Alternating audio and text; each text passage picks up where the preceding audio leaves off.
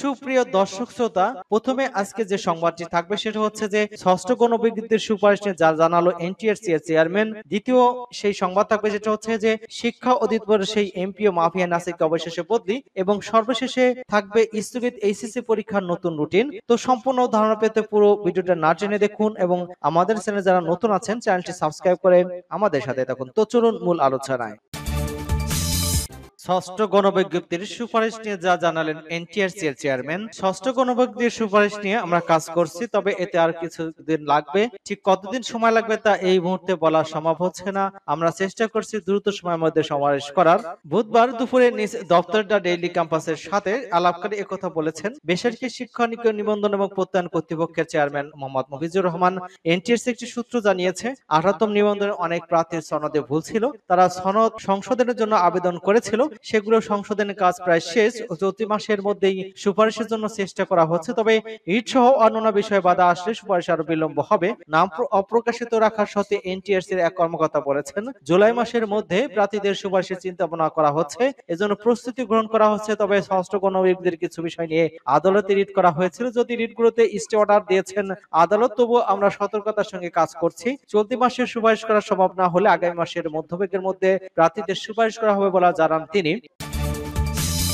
শিক্ষার অধিদপ্তরের সেই এমপিও মাফিয়া নাসিরকে অবশেষে বদলি। পলাতক সাবেক শিক্ষামন্ত্রী নুর ইসলাম নাহিদের সময় ডিবির হাতে গ্রেপ্তার শিক্ষা মন্ত্রণালয়ের সংযুক্ত কর্মচারী নাসিরকে অবশেষে ভোলা লালমোহন সরকারি শাহবাজের কলেজে বদলি করা হয়েছে। বুধবার মাধ্যমিক এবং উচ্চ শিক্ষা অধিদপ্তরের এক আদেশে ওই তথ্য জানানো গেছে। এই আদেশে গত 17 বছর ধরে ঢাকার ডিডিও অফিস এবং ঢাকার একটি সরকারি কলেজে চাকরি করা মোসাম্মদ সালমা খাতুনকে লালমনিরহাট জেলার লালমনিরহাট সরকারি বালিকা বিদ্যালয়ে বদলি করা হয়েছে।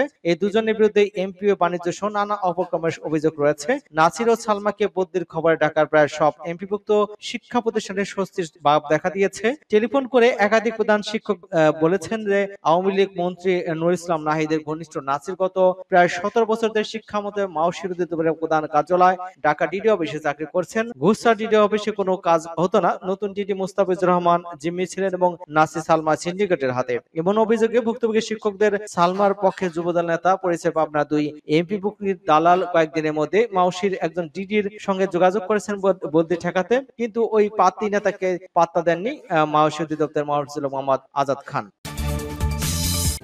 স্থগিত এইচএসসি পরীক্ষার নতুন রুটিন। স্থগিত এইচএসসি সমান পরীক্ষার নতুন রুটিন প্রকাশ করা হয়েছে। এতে 4 দিনে মোট 11টি বিষয়ের পরীক্ষার নতুন তারিখ করা হয়েছে।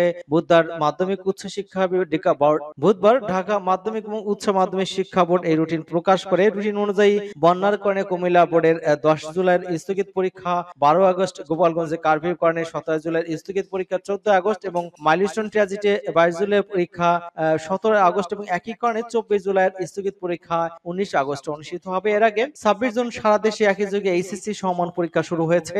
এই পরীক্ষা শেষ হওয়ার কথা ছিল 10 আগস্ট, হবে নানা কারণে কয়েকদিন পরীক্ষা স্থগিত করা হয়েছে। ফলে নতুন রুটিন অনুযায়ী 19 আগস্ট এই পরীক্ষা শেষ হচ্ছে। দেশের 11টি শিক্ষা বোর্ডের 12,51,111 প্রার্থী চলতি বছর এইচএসসি এবং সমান পরীক্ষা অংশগ্রহণ করছেন।